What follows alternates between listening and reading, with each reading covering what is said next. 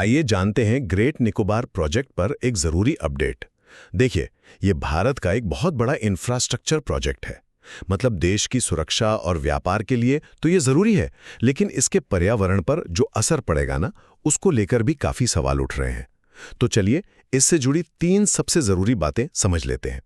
सबसे पहली बात, इस प्रोजेक्ट को अब हरी झंडी मिल गई है।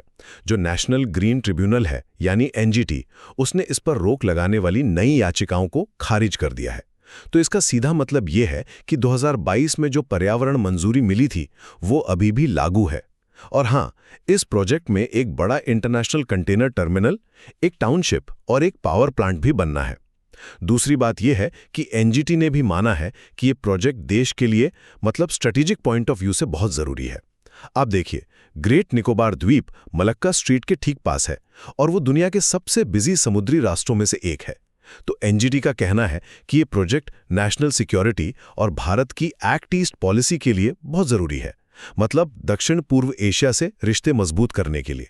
इसीलिए विकास और पर्यावरण के बीच एक बैलेंस बनाना ही होगा। और आखिर में तीसरी बात, पर्यावरण को बचाने के लिए भी कुछ ठोस कदम उठाए जा रहे हैं। रिपोर्ट्स के हिसाब से जहां मेन कंस्ट्रक्शन होना है वहां कोई बड़ी कोरल रीफ नहीं है। और तो और पानी के नीचे जो 16,000 से ज्यादा कोरल कॉलोनियां हैं, उन्हें भी सुरक्षित तरीके से दूसरी जगह शिफ्ट किया जाएगा। लेकिन हाँ, एनजीटी ने यह भी साफ साफ कह दिया है कि अगर पर्यावरण से जुड़ी शर्तों को तोड़ा गया तो कानूनी कार्रवाई फिर से शुरू हो सकती है। तो कुल मिलाकर बात यह है कि ग्रेट निकोबार प्रोजेक्ट अब आगे तो बढ़ेगा, लेकिन इस पर पर्यावरण की कड़ी निगरानी बनी रहेगी।